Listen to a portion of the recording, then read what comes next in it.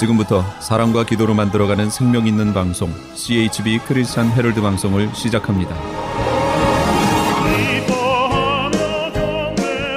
매일 새벽 4시, 매일 밤 11시 하루의 시작과 마무리를 함께하는 크리스찬 헤럴드 방송은 하나님께서 선물로 주시는 오늘 하루를 소망으로 열면서 오늘도 하나님을 섬기며 영혼을 사랑하는 복된 하루가 되시기를 바랍니다.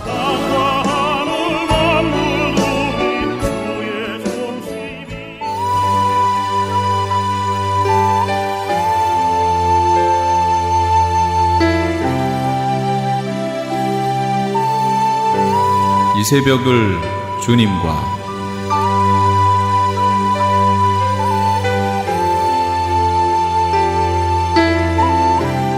크리스천 헤럴드의 청자 여러분 안녕하셨습니까? 이 새벽을 주님과 정대철 목사입니다. 오늘도 주님의 은혜 가운데 평안히 주무셨습니까? 크리스천 헤럴드는 신문을 시작으로 라디오 그리고 이제는 공중파 채널인 18.88을 통해 텔레비전으로도 함께 하실 수 있습니다. 여러분께서는 라디오에 방송되는 목사님들의 모든 설교를 인터넷 웹사이트 www.chtv1888.org를 통해 다시 들으실 수 있습니다. 오늘 하루도 하나님의 귀한 말씀으로 승리하시기 바랍니다.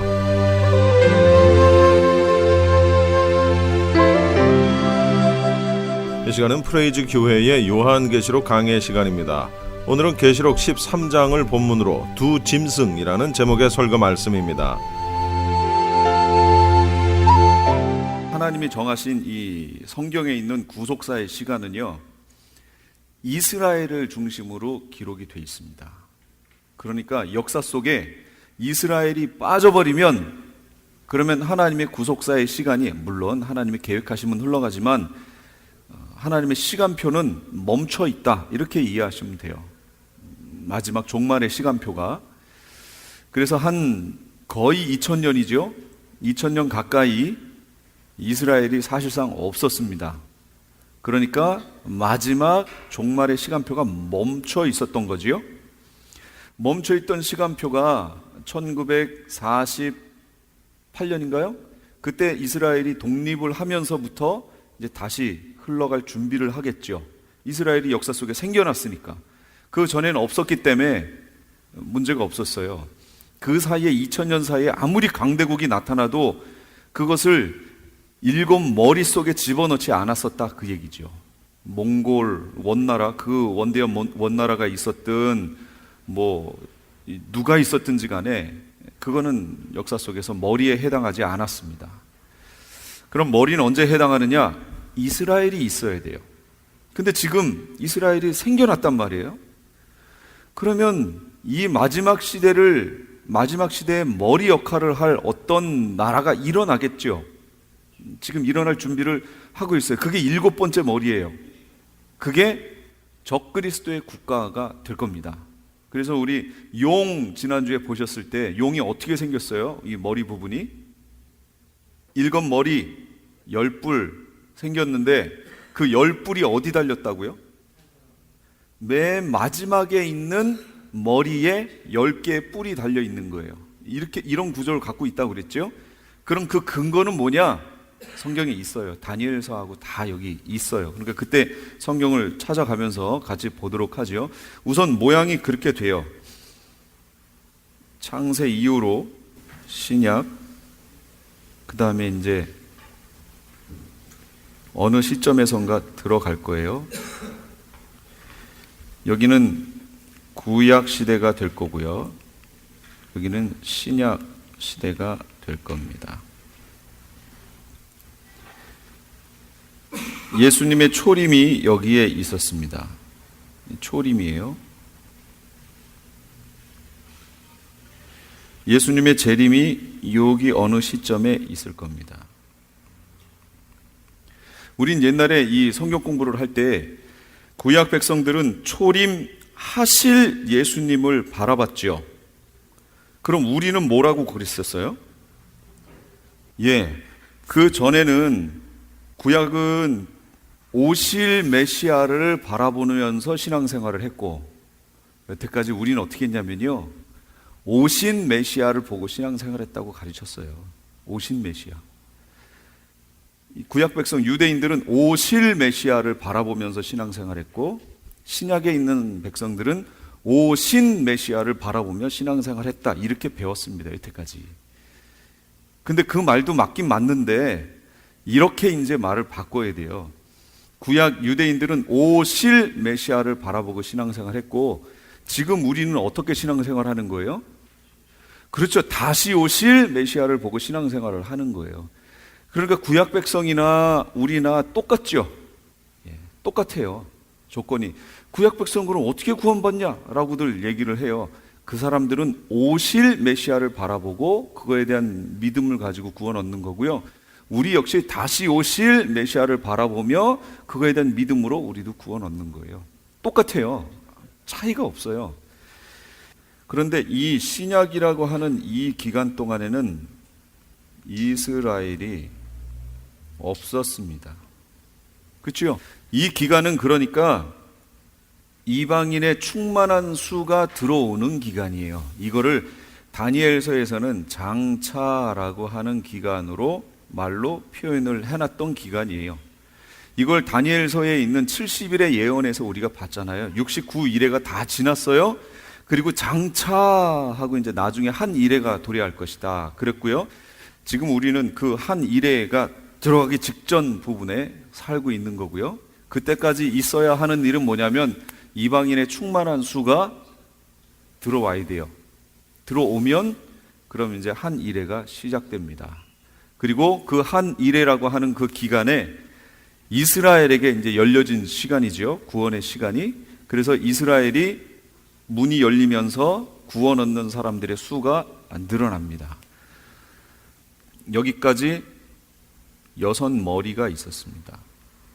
그 다음에 이 기간은 없죠. 이스라엘이 없으니까 여기는 머리로 인정할 게 없어요.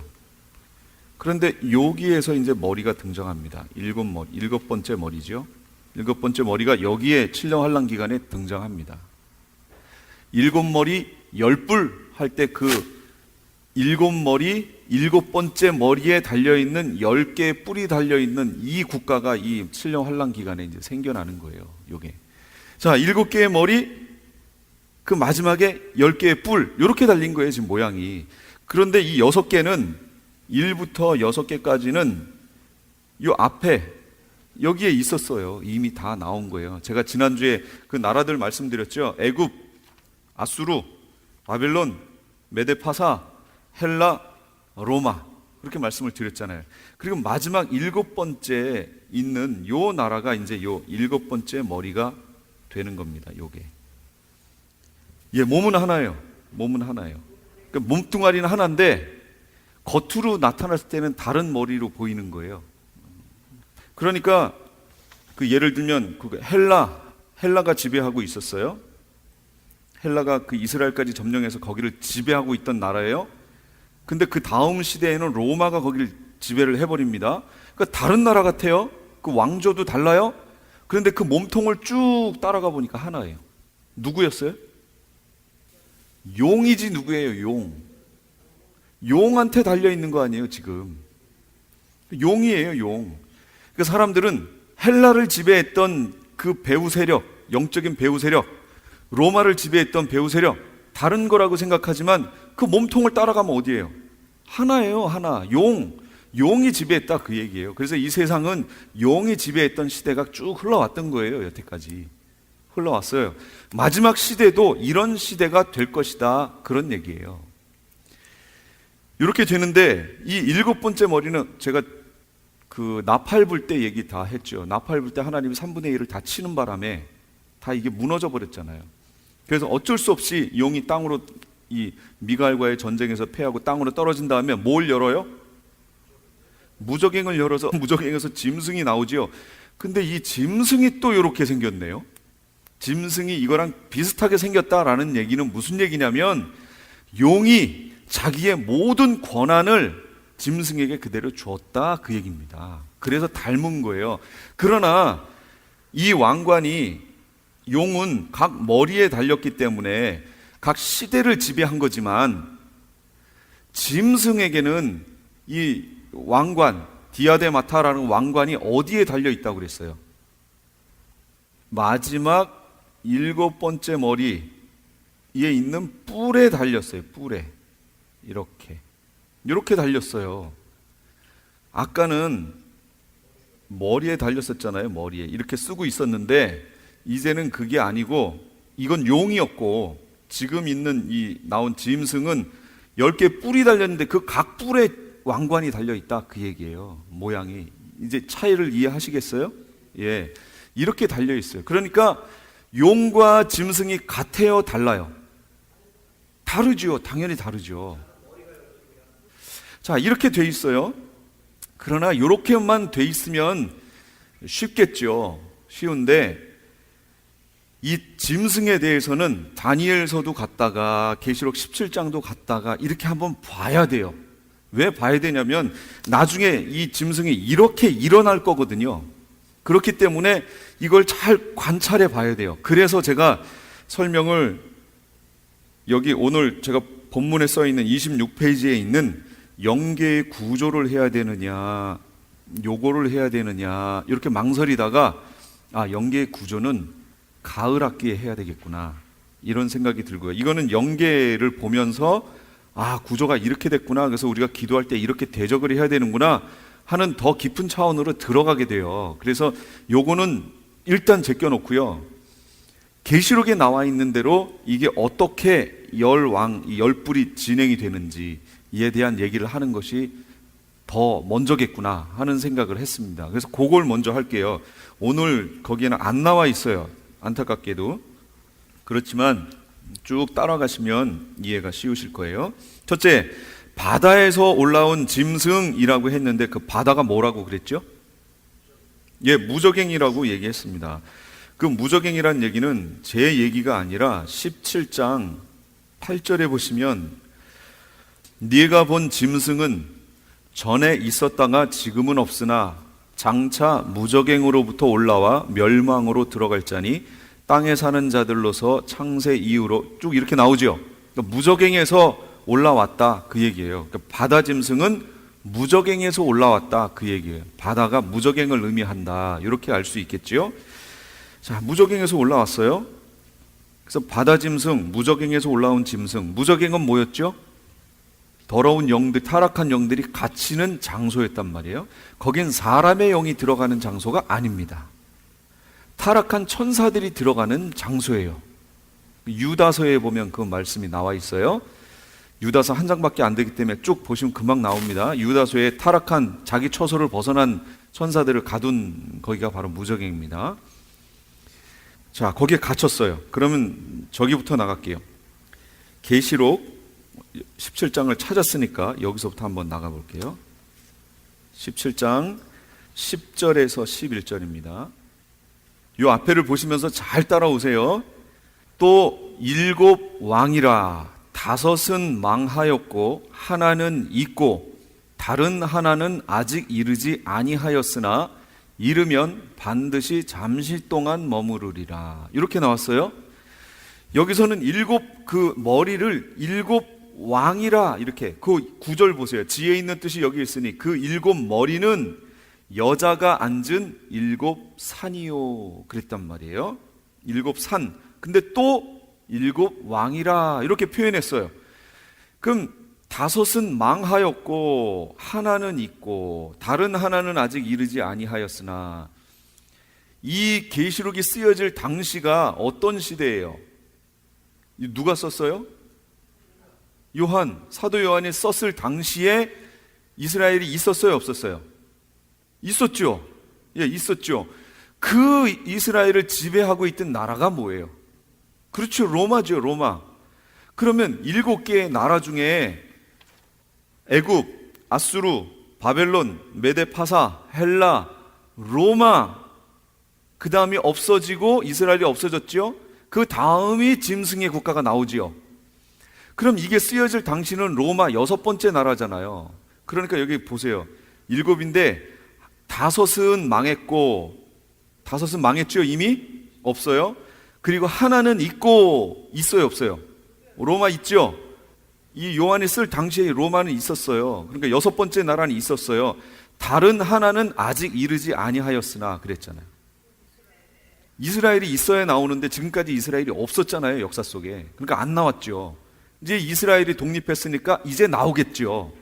나오는데 이르면, 짐승의 국가가 이르면 반드시 뭐라고 하냐면 잠시 동안, 잠시예요.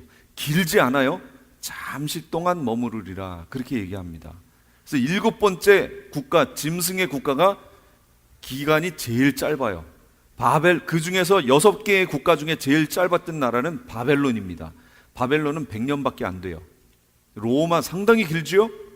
이런 기간들에 비하면 바벨론이란 나라가 제일 짧아요. 100년밖에 안 돼요.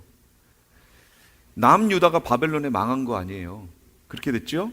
이렇게 돼 있어요. 그러나 이 짐승의 국가는 더 짧아요. 제일 짧아요. 아주 잠시 동안. 그래서 어떤 번역에 보면 잠시 동안이 아니라 1시간 동안 이렇게 표현해 놓은 데도 있어요. 그러니까 아주 짧다, 그 얘기입니다. 그 나라가 나옵니다. 그런데 11절에 전에 있었다가 지금 없어진 짐승은, 전에 있었다가 지금 없어진 짐승은 8번째 왕이니 7 중에 속한 자라, 그가 멸망으로 들어가리라. 이건 또 무슨 얘기예요, 이거? 해석이 힘들죠? 전에 있었다가 지금 없어진 짐승은 8번째 왕이니, 그러니까 여기서 말하는 짐승, 우리가 지금 바다에서 올라온 짐승이라고 했던 거 있죠? 이 짐승이 몇 번째라는 거예요? 8번째예요. 이제 머릿속에 잘 그려가면서 따라오세요. 잘 그리세요. 8번째인데 7 중에 또 속했대요. 이거 참 골치 아픈 해석입니다, 이게. 자, 그럼 이걸 어떻게 이해하셔야 되냐면, 이것은 이 시대를 지배하는 마지막 마지막 모양인데, 이 각각의 10개의 뿔에 왕관이 있으니까 이건 10왕이라고 그랬죠. 10왕이 다스리는 나라가 연합해서 하나의 국가 형태처럼 이루게 될 거라는 거예요. 10왕, 각각의 왕이 다스리는 나라가 있는데, 왕이니까 나라가 있겠죠. 왕이 10개의 나라가 있는데 이들이 연합해서 하나의 연합국을 이루게 될 것이다, 그런 얘기예요. 그럼 지금 이런 형태로 되어 있는 연합국이 어디 있을까요? 지금 이런 형태로 되어 있는 건 연합국은 EU가 그렇게 되어 있습니다, 지금 현재. 그렇죠? 이런 형태를 취하고 있어요. 그래서 EU도 우리가 주시하면서 봐야 돼요. 지금 형태는 그렇게 되어 있으니까. 자, 이렇게 되어 있는데 어디를 보시냐면 계시록 17장 12절에 보시면, 네가 보던 10뿔은 10왕이니 아직 나라를 얻지 못하였으나, 이거 쓰여질 당시에 10나라는 없었죠? 아직 나라를 얻지 못했지만 다만 짐승과 함께 임금처럼 한동안 권세를 받으리라. 짐승과 함께? 그 얘기는 뭐예요? 지금 10개가 있었는데 짐승이라고 하는 것이 하나가 또 있어요. 이 짐승과 함께 이 10개가 어떤 나라를 또 이룰 것이다, 이렇게 나와요. 그러면 짐승, 이게 짐승 국가 아닌가? 봤는데 짐승은 또 따로 있어요, 지금. 근데 이제 잘 보세요. 예, 짐승이에요. 근데 이제 이거는, 이게 이제 모양이 짐승 거죠, 이 몸이. 예, 이게 짐승 거예요. 잘 그렸죠? 예, 이게 짐승 거예요. 짐승은 짐승인데 왕권을 가지고 이제 나온다, 그 얘기예요. 짐승이 또 여기에. 근데 보세요. 다니엘서로 이제 넘어갈게요. 이 다니엘서를 봐야 그제서 이게 이해가 됩니다. 다니엘 7장 7절에서 8절을 볼게요. 내가 밤 환상 가운데 그 다음에 본 넷째 짐승은 무섭고 놀라우며 또 매우 강하며 또 쇠로 된 큰 이가 있어 먹고 부서뜨리고 그 나머지를 발로 밟으며, 이 짐승은 전에 모든 짐승과 다르고 또 10뿔이 있더라, 이렇게 얘기했어요. 10뿔이 있는데 내가 그 뿔을 유심히 보는 중에 다른 작은 뿔이 그 사이에서 나더니 첫 번째 뿔 중에 셋이 그 앞에서 뿌리까지 뽑혔으며 그 작은 뿔에는 사람의 눈 같은 눈들이 있고 또 입이 있어 큰 말을 하였더라. 이렇게 나왔어요. 자, 아까 여기 보셨을 때 10개가 있다고 그랬죠. 근데 여기에서 요 사이에서 뿔 하나가 여기서 튀어나온다 그 얘기예요. 작은 뿔이 하나가 또 나오는데 이 나오는 작은 뿔이 나머지 3개를 다 뽑아버린대요. 그럼 이 뿔들은 뭐였어요? 왕이었죠. 작은 뿔이 그 사이에서 쑥 나오면서 나머지 3개의 뿔을 그냥 다 뽑아버리는 거예요. 그러면 이건 무슨 얘기예요? 정치적으로 연합국이 있었는데 짐승, 이게 적그리스도예요. 적그리스도가 이렇게 정권을 잡으면서 등장하면서 나머지 3개를 쳐버린다 그 얘기예요. 치고 그 나라 3개의 나라를 쳐버리고 거기에서 왕으로 탁 나온다 그 얘기입니다. 정권을 잡고 나온다 그 얘기예요. 모양이 이해되세요? 그래서 마지막에 어떻게 되냐면 8개가 되는 거죠. 이게 3개 치고 나왔으니까 8개가 됐죠. 그런데 실상 이 국가는 어디에 속한 거예요? 이거 여기 있는 거잖아요. 7번째 나라잖아요. 7번째 머리잖아요. 이거는 7번째 머리 안에서 그 일이 벌어진 거잖아요.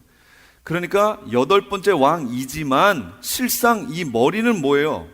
7번째예요. 7번째. 이해가 되세요? 이게? 우리는 여기까지만 앞에서 봤죠. 13장에서.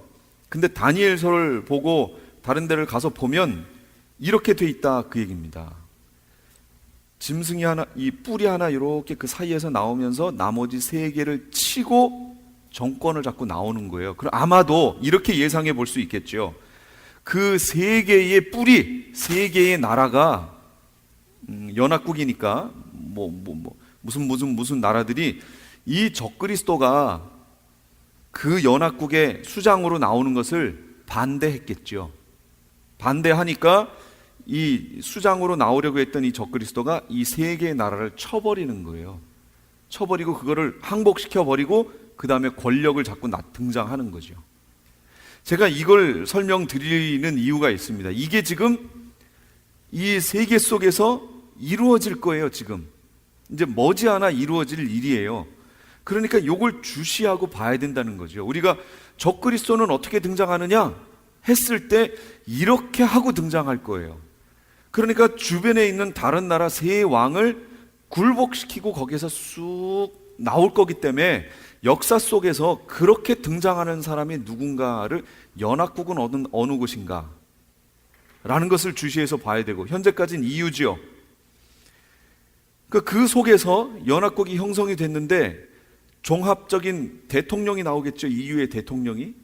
그런데 이 대통령이 나오려고 할 때 반대하는 파들이 있고, 근데 이것을 강제적으로 제압을 하고 그들을 물리쳐버리고 누군가가 쑥 나오는 존재가 있을 것이다 그 얘기입니다. 그러니까 그 사람을 주의해서 보라, 그런 얘기가 되는 거예요. 그래서 다니엘 7장 20절을 또 보여드릴게요.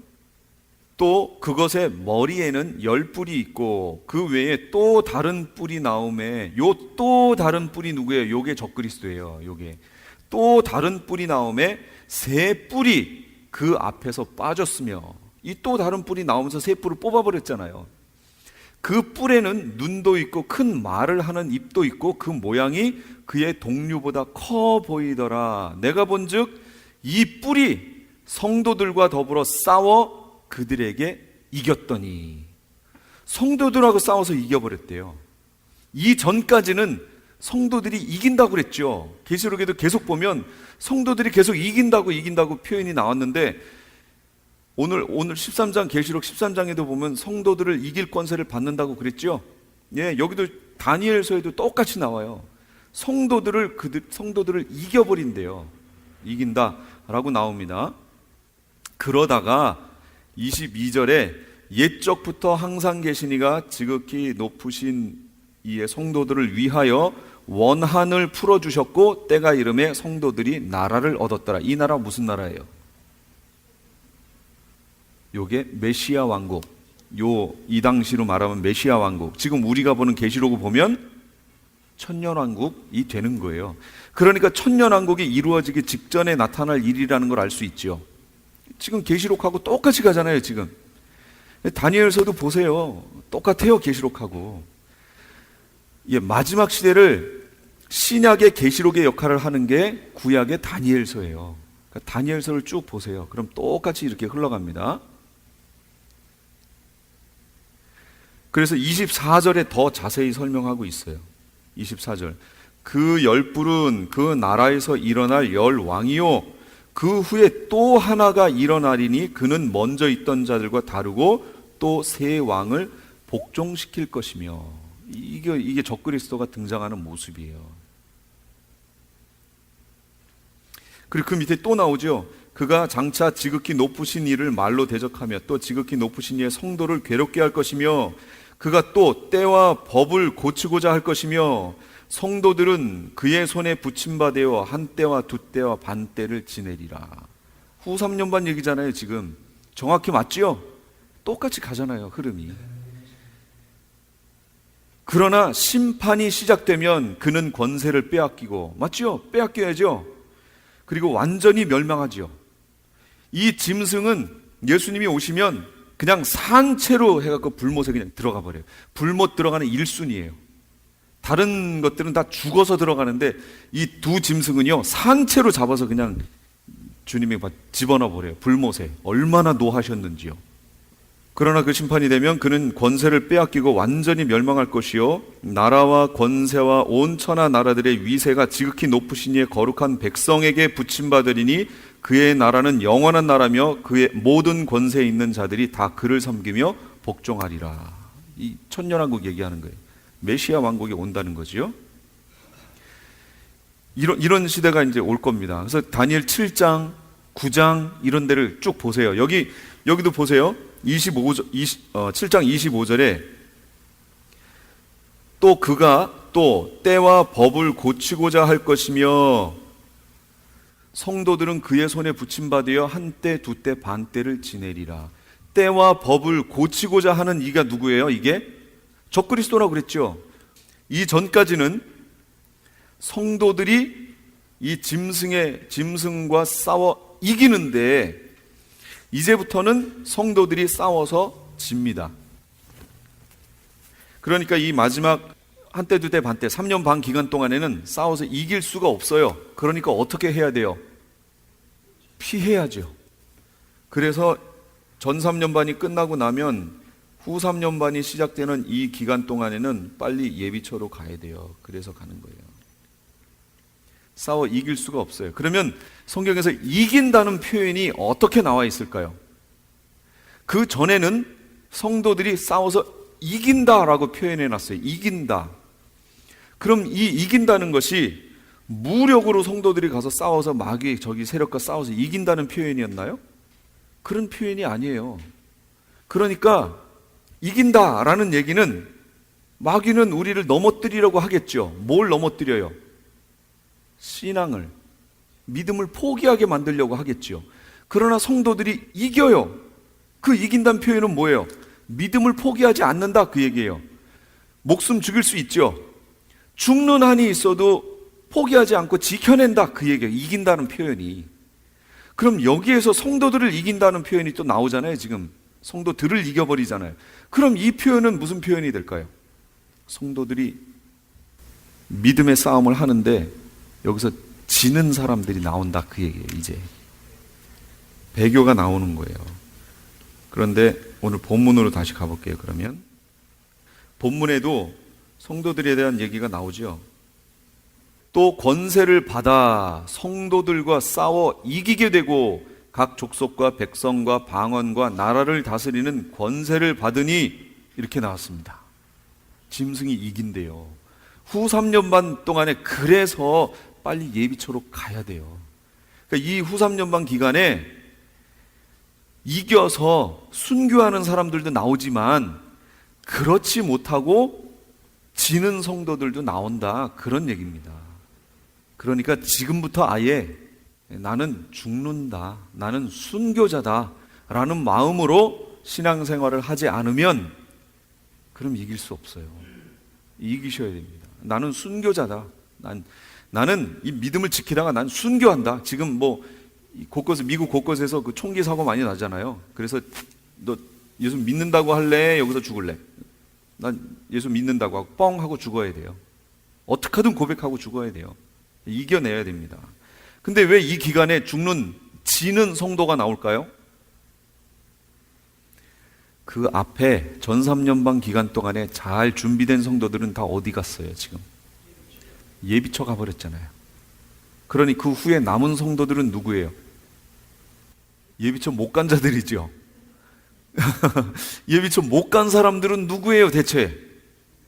두 부류가 있겠죠. 하나는 이 연약한 자들을 놓고 가면 이들이 믿음 버릴 것 같으니까 끝까지 이들을 위해 남아서 믿음을 지키게 해주려고 남아있던 무리가 있을 것이고, 예, 그럴 수 있고요.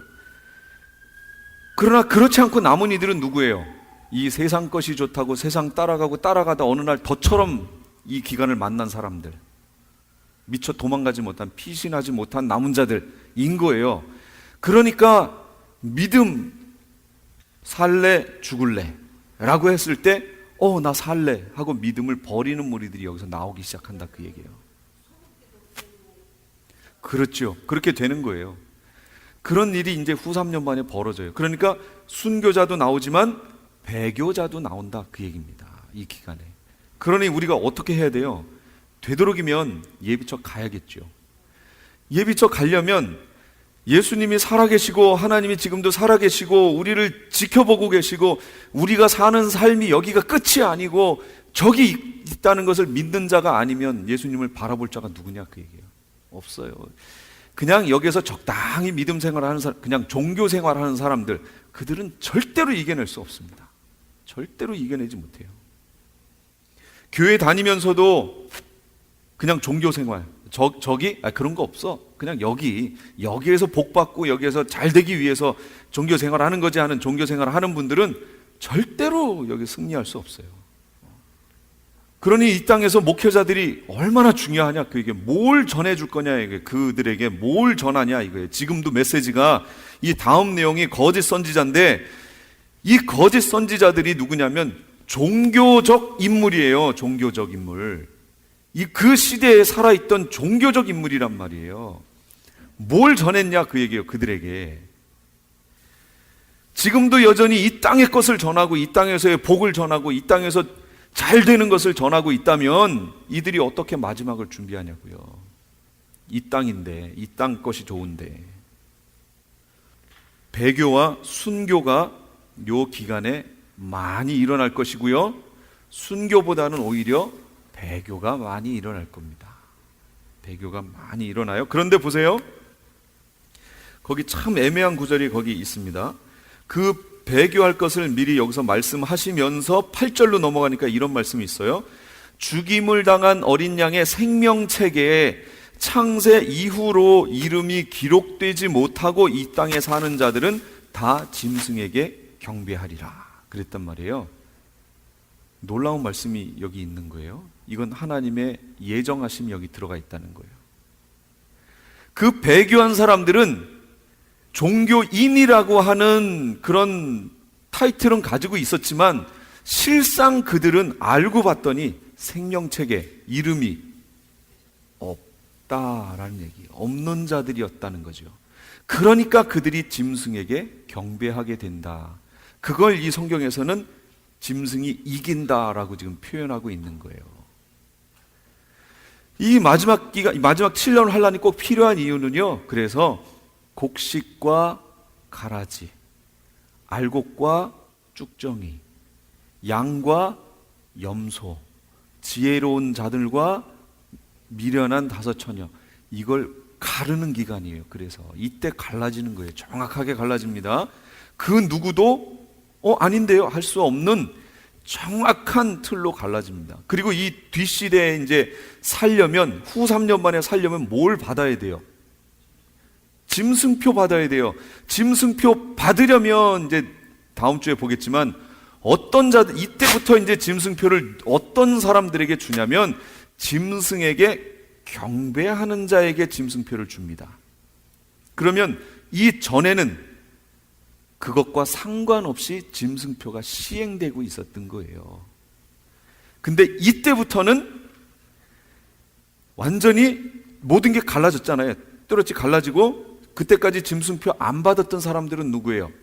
그나마 크리스찬이라고 했던 이들이 어디서 이렇게 들어서 받으면 안 되는데 이러고 있었는데, 이때부터는 받으려고 하니까 너 이제 짐승에게 경배해, 경배하면 줄게, 이렇게 가는 거예요.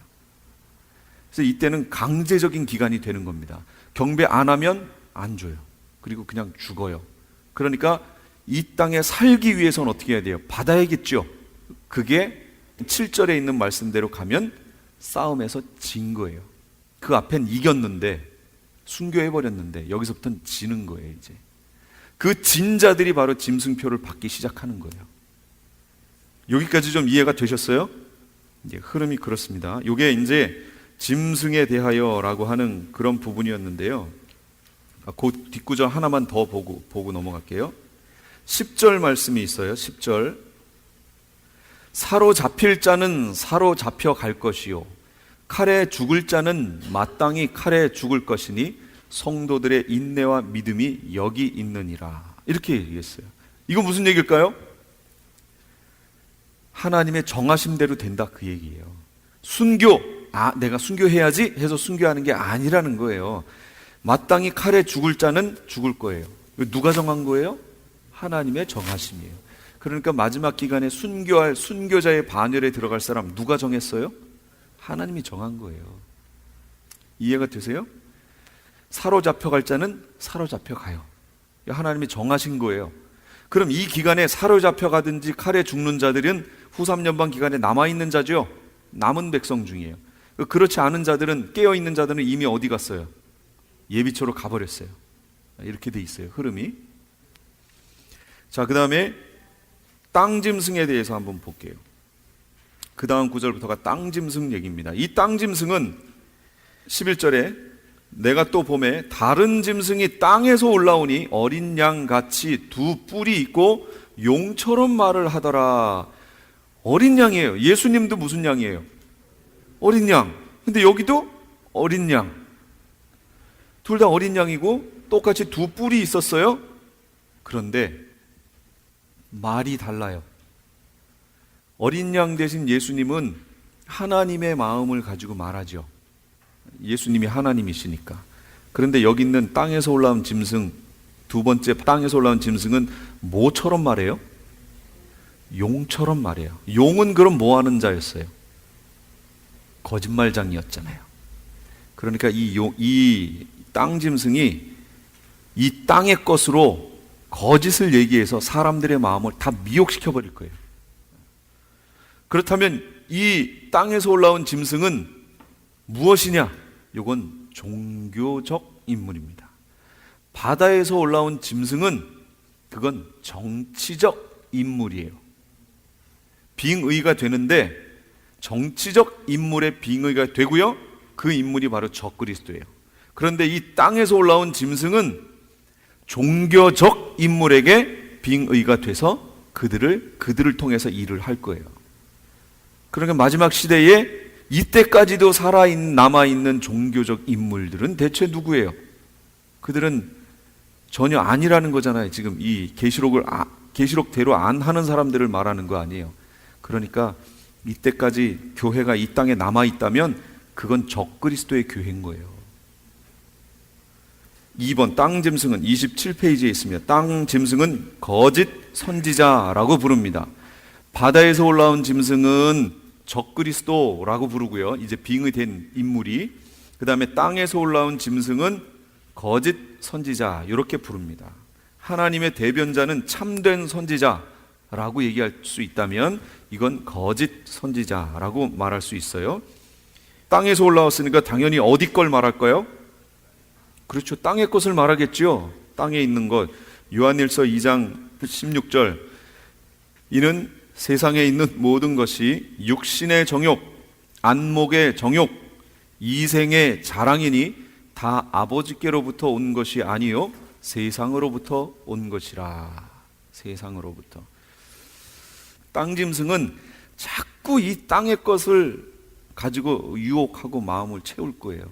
그래서 지금 이 마지막 시대에 땅의 것에 우리의 마음을 두게 메시지 전해지는 것도요, 땅의 것에 소망을 두게 자꾸 만드는 그런 목회자들이 있다면 이건 경계해야 됩니다. 그리고 위에서 기도하셔야 돼요.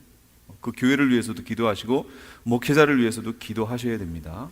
어떤 기회가 됐든 계시록의 말씀을 보고 뭐가 하나님이 말씀하시는 건가, 이 마지막 시대에 꼭 전해져야 되는 하나님의 말씀이 뭔가, 그 말씀을 찾을 수 있도록 기도하셔야 됩니다. 그렇다면 이 짐승의 능력을 보세요. 3번 계시록 13장 13절에 있는데 대단합니다. 큰 이적을 행하되 심지어 사람들 앞에서 불이 하늘로부터 땅에 내려오게 하고, 짐승 앞에서 받은 바 이적을 행함으로 땅에 거하는 자들을 미혹하며 이랬어요. 땅에 거하는 자들에게 이르기를 칼에 상하였다가 살아난 짐승을 위하여 우상을 만들라. 여기 칼에 상하였다가 살아난 짐승이 누굴까요? 아까 적그리스도가 등장하는데 뿔 하나가 등장한다고 그랬죠. 작은 뿔이 등장하는데 이게 3개의 뿔을 뽑아버리고 등장했죠. 그 뽑는 과정에서 이 작은 뿔이 상처를 받습니다. 뽑는 과정에설지 아니면 뭐에설지 모르겠으나 그 앞뒤로 공격을 받아요. 그러니까 이 적그리스도를 싫어하는 무리들이 있었던 거예요. 그들이 이 적그리스도를 칩니다. 그래서 칼에 상합니다. 거의 죽었어요. 죽었어. 그런데 용이 짐승으로 인해서 그 적그리스도를 살려내는 거예요. 우리가 볼 땐 그렇게 보여요. 적그리스도가 갑자기 살아나요. 죽었는데 갑자기 살아나요. 그때 있었던 일이 뭐냐면 짐승이 거기로 들어가는 거예요. 빙의가 돼서 들어가서 살아납니다. 그러니까 사람들이 하고 놀라는 거예요. 근데 누가 놀라느냐?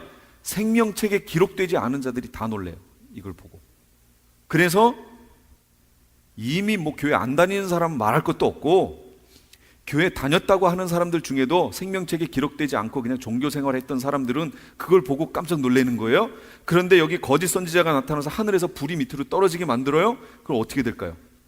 미혹되겠죠. 그래서 성도들을 이기는 거예요. 넘어가 버리는 거예요.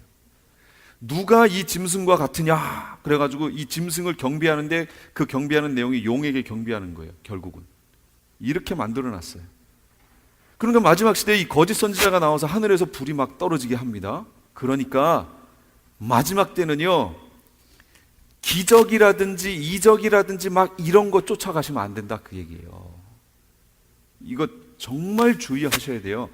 물론 전 3년반 기간 동안에 14만 4천 두 증인 아이에 의해서 그런 일들이 벌어져요. 성령의 역사가 막 이때 일어납니다. 비를 멈추게도 하고 막 그런 역사가 나타났죠. 이미 전 3년반 기간에. 그러나 이들이 딱 끝나버려요. 그 후에 나타나는 이적과 증상은 이거는 적그리스도가 하는 거예요. 거짓 선지자가 하는 거예요. 여기에 현혹되면 안 되는데 이거에 대한 분별력이 사람들이 없다, 그 얘기입니다. 근데 이제 그게 특히 누구한테 그러냐? 이제 뒤에 가서 한번 그걸 보여드리고요. 우선 4번부터 갈게요. 땅 짐승이 하는 일이 있어요. 12절부터 이제 쭉 나와 있는데 보세요. 12절. 같이 읽어볼까요? 시작. 그가 먼저 나온 짐승의 모든 권세를 그 앞에서 행하고 땅과 땅에 사는 자들을 처음 짐승에게 경배하게 하니 곧 죽게 되었던 상처가 나은 자니라. 무슨 일이에요 지금? 적그리스도의 통치를 돕는 거예요. 통치를 도와요? 이걸 다시 말하면 이 땅에서 벌어지는 일로 표현하면 이런 거예요. 종교 지도자가 정치 지도자와 야합을 해서 그를 돕는 형태예요. 모양이 보이세요, 이게? 우리는 지금 이렇게 얘기하지만 실상으로 이 땅에서 보여지는 형태는, 적그리스도는 정치 지도자 중에 나온다고 그랬잖아요. 왕이니까. 그러나 거짓 선지자는 종교적 인물이지요. 종교적 인물이 정치적 인물을 돕는 형태로 나오는 거예요. 이렇게 그를 경배하고 찬양하라 이렇게 나옵니다. 그 다음에 적그리스도를 경배하게 해요. 땅의 것에 소망 두게 하는 거예요. 교회 메시지를 그래서 조심하셔야 돼요. 땅의 것에 초점이 이제부터 맞춰져 있다면 그건 깨어있는 종이 아닙니다. 14절 짐승 앞에서 받은 바 이적을 행함으로 땅에 거하는 자들을 미혹하며 땅에 거하는 자들의 이르기를 칼에 상하였다가 살아난 짐승을 위하여 우상을 만들라 하더라. 그럼 이 적그리스도를 경배하게 하는데 무엇을 통해서 그 역할을 하게 하지요? 무엇으로 그거를 확 이뤄내냐면 14절에 이적을 행함으로 그 일들을 하는 거예요. 이적을 행함으로. 이적 행하니까 마음이 이 거짓 선자에게 오겠죠? 그러면 그 마음을 가져다가 자, 적그리스도에게 경배하라고 얘기를 하는 거예요. 자기한테 마음이 오면 글로 가져가요. 이적을 통해서 미혹시키는 거예요, 지금. 그러면서 16절 18절에 보면 그가 모든 자고 작은 자나 큰 자나 부자나 가난한 자 자유자 종들에게 그 오른손이나 이마에 표를 받게 하고 이 일을 합니다. 이제 요 표는 다음 주에 할 거예요. 표를 받게 하는 일을 또 합니다. 그러니까 결국은 이거예요. 거짓 선지자는 이적을 행해서 사람들의 마음을 자기한테 쏠리게 만든 후 그걸 가지고 적그리스도에게 넘겨서 적그리스도를 경배하게 만들고 그 다음에 짐승표를 시행해서, 짐승표는 그 적그리스도의 표지요, 그거 표를 시행해서 사람들을 경제적인 것으로 딱 묶어버린다, 그 얘기예요. 완전 짐승의 백성으로 만들어버리는 거예요. 누구도 반항하지 못하는 형태로 만들어버리는 그 일이 벌어질 거예요. 5번 거짓 선지자의 이적 행함의 목적. 그럼 왜 이렇게 이적 행하는 것을 하나님이 그냥 허용해 두셨느냐라는 겁니다. 그건 마태복음 24장 4절입니다. 예수께서 대답하여 이르시되 너희가 사람의 미혹을 받지 않도록 주의하라. 사람의 미혹이에요. 미혹을 받는 거예요, 지금 이게. 그 다음 11절에 보시면 거짓 선지자가 많이 일어나 많은 사람을 미혹하게 하겠으며, 거짓 선지자들이 하는 일은 미혹입니다. 미혹. 24절에 거짓 그리스도들과 거짓 선지자들이 일어나 큰 표적과 기사를 보여 할 수만 있으면 택하신 자들도 미혹하리라, 이렇게 얘기했습니다. 그럼 미혹이 뭔가요? 미혹. 거기 써 있죠. 뭐라고 그랬어요? 그겁니다. 정신을 차리지 못하게 만드는 거예요. 정신을 차리면 어떻게 돼요? 뭐가 진리인지 알잖아요. 그러니까 뭐가 진리인지 모르게 다른 것에 마음을 쏠리게 만드는 거예요. 그게 뭐라고요? 그게 이적이에요. 이적. 예, 꼬시는 거예요. 그 이적을 통해서 이게 진짜네? 하고 사람들의 마음을 진리를 보지 못하고 이쪽을 보게끔 자꾸 일로 가져오는 거예요. 그럼 사람들은 글로 넘어가요. 마술이 진짜예요, 가짜예요? 가짜인데도 사람들 글로 넘어가잖아요. 와, 이거 어떻게 했을까? 막 이러고 넘어가잖아요. 근데 이때는 그게 아니라니까요. 보는 앞에서 불을 밑으로 확 내리면 불이 그냥 쫙 내려오기도 하고요. 실제 보는 앞에서 벌어져요. 그걸 보고 거기 안 넘어갈 사람들이 어디 있어요? 근데 이 계시록의 말씀을 알고 그게 거짓이도, 그러니까 그 사건 자체가 가짜라는 것이 아니라 이게 거짓 선지자라는 것을 아는 크리스찬들은 그걸 구별하겠죠. 이 기간이 무슨 기간인 줄 아니까. 그러나 그걸 모르는, 아직까지도, 그때까지도 한 번도 계시록의 말씀을 듣지 않고 사는 사람들도 있겠죠. 그러면 거기에 넘어가는 거죠, 그냥. 예, 대단하게 그렇게 넘어가는 거죠. 그래서 데살로니가 후서 9장에 보시면 거기 그래서 이렇게 나옵니다. 후서 2장 9절에 보시면 악한 자의 나타남은 사탄의 활동을 따라 모든 능력과 표적과 거짓 기적과 불의의 모든 속임으로 멸망하는 자들에게 있으리니 이는 그들이 진리의 사랑을 받지 아니하여 구원함을 받지 못함이라. 하나님께서 왜 그들에게 유혹거리를 허락하셨냐라는 이야기예요. 왜요?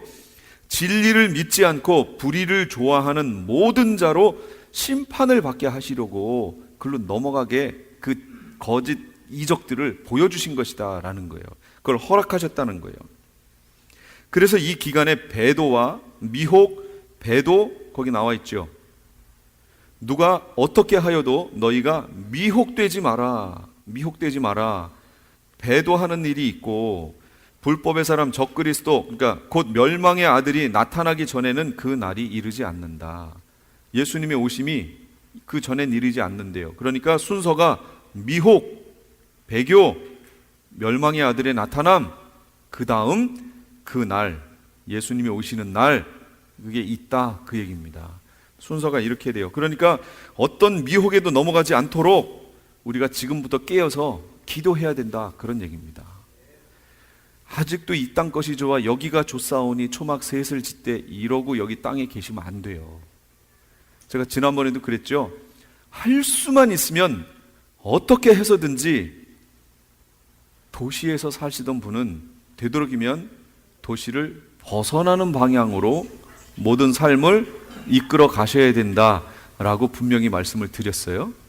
되도록이면 만약에 이사 가야 되는 일이 있는데 도시로 갈 일이 있고 좀 벗어나는 일이 있으면 그 벗어나는 쪽으로 가시라, 그 얘기예요. 되도록이면 도시에 속해서 그 안에 들어와서 이 도시, 이 사단과 더러운 영들이 지배하는 모든 문화 속에 자꾸 젖어들지 말고 여기를 자꾸 벗어나서 이렇게 가는 쪽으로 가시라, 그 얘기예요.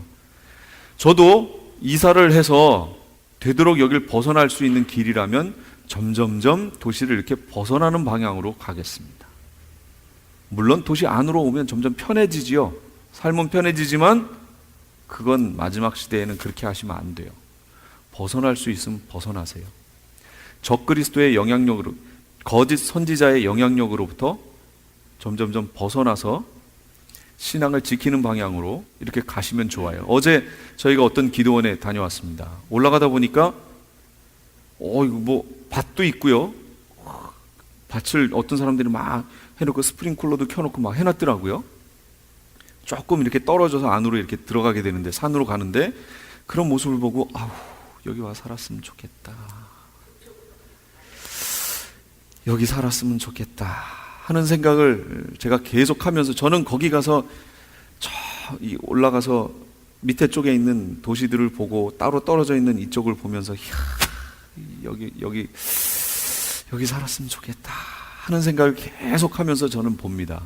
제가 거기 가가지고요, 저 밑에 쪽을 이렇게 바라볼 때는 이 계시록의 말씀을 생각하면서 이렇게 바라보는 겁니다. 제가 그냥 보는 게 아니고 어떻게 하면 이렇게 따로 떨어져 여기 나와 살 수 있을까 하는 것들을 보면서 보는 겁니다.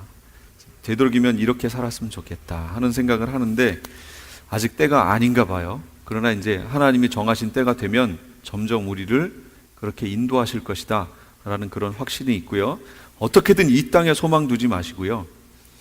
어떻게든 이 땅에서 주님 말씀에 민감해져서 주님이 움직이시는 대로 따라갈 수 있는 그런 민감한 신앙에, 주님 말씀에 민감한 그런 상태를 가질까 계속 기도하시고요. 준비하셔야 돼요. 독수리 두 날개로 업어서 우리를 인도하셨다고 그랬죠. 이스라엘 백성을 그렇게 인도하신 것처럼 광야로 가라. 목적지도 없어요. 그냥 광야예요. 광야 어디요? 그냥 가는 거예요. 이게 불기둥과 구름기둥이 움직이면 그냥 따라가는 거예요. 가다가 정착하면 거기 그냥 서는 거고, 그게 또 이렇게 올라오면 갈 준비해라. 그럼 텐트들 막 치워서 준비해놓고 쫙 가시면 또 따라가는 거예요. 내려오면 다시 거기에 멈추고 거기 장막 짓고 이렇게 하는 거예요. 이제 그런 삶을 사시려면 주님에 대해서 민감해져야겠죠. 민감해져야 됩니다. 이 땅을 것에 마음을 두면 민감해질 수 없습니다. 이 땅 드라마에 마음 뺏기면 민감해질 수 없습니다. 절대로 민감해질 수 없습니다. 그러니까 이 땅에 있는 것에 대해서 조금씩 탁탁 가지치기 해내는 연습을 지금부터 하십시오. 즐기는, 이 땅 것을 즐겼던 그런 습관을 가지치기해서 하나씩 쳐내는 훈련을 지금부터 하세요. 그리고 주님께 묻는 기도를 많이 하세요. 하나님, 이럴 때는 어떻게 할까요? 아무 음성도 안 들려요. 그래도 오케이. 계속 그 훈련을 하십시오. 그럼 어느 날부턴가 말씀을 통하든 무엇을 통해서든 주위 사람을 통해서든 가르쳐 주십니다. 그럼 그때 이게 하나님 음성이었구나 라고 이제 알게 되는 거죠. 점점 그 단계로 가셔야 돼요. 그래서 하나님 음성에 민감해져서 하나님이 인도하실 때 바로 따라갈 수 있도록 그 상태를 이제부터 만드시기 바랍니다. 여기까지 하겠습니다. 기도하겠습니다. 지금까지 한인타운 프레이즈 교회의 요한계시록 강해 말씀이었습니다. 설교 뒷부분은 이번 주 목요일 오전 4시에 방송됩니다. 프레이즈교회에서는 매주 주일 오후 2시에 요한계시록을 강의하고 있습니다. 참여를 원하시는 분들은 피코와 캔모어 코너에 있는 2666 웨스트 피코 블루버드 프레이즈교회로 오시거나 전화 213-700-9833 213-700-9833번으로 문의하시기 바랍니다.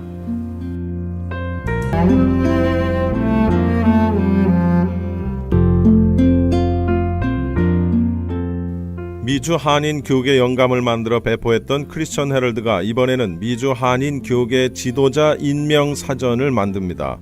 미주 한인 교계 지도자 임명 사전은 목사를 비롯한 선교사, 장로 그리고 각종 기관의 기관장들의 인적 사항을 담은 한인 교계 임명록으로서 미주 한인 성도들은 물론 우리의 후손들에게도 아름다운 유산으로 남겨질 것입니다.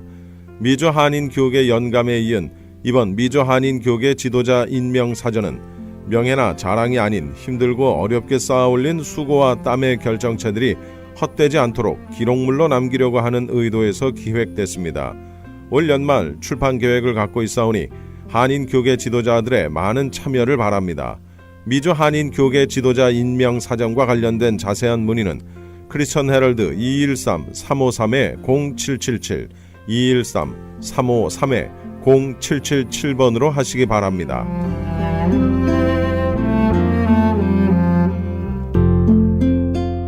크리스천 헤럴드는 38주년을 맞아 한결같이 지켜주신 하나님께 감사를 드리며 한 영혼이 천하보다 귀하다는 하나님의 말씀으로 한 영혼이라도 복음을 듣고 주께 돌아오기를 간절히 기도하는 마음으로 미디어 선교 사역의 역할을 감당하고 있습니다. 이러한 선교 사역의 역할을 감당하는 크리스천 헤럴드는 성도님들의 기도와 격려 그리고 후원이 필요합니다.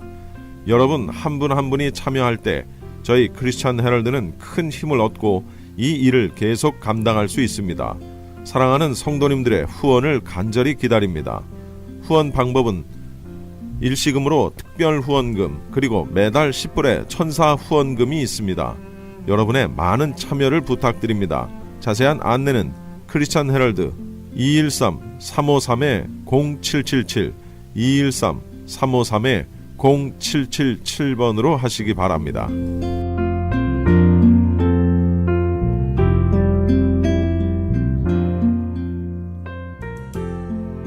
M3를 아십니까? 무슨 병에 걸렸던지 큰 효과를 준다는 신비한 영양제. 혈액에 영양을 공급하여 힘이 생기니까 피곤하지 않고 이제는 지팡이 없이 걸을 수 있다고 많은 분들이 간증을 합니다. 혈액 해독, 기력 회복, 뼈 골수 영양 공급, 심장, 뇌, 혈전 용해. 유태인 회사가 제조한 특수 영양제. M3, 혈액 순환을 잘 되게 하는 최고급 영양제. M3, 크던 작던 아픈 곳이 있다면 M3. 213-435-9600, 213-435-9600번입니다. 정직한 마음으로 권해드립니다.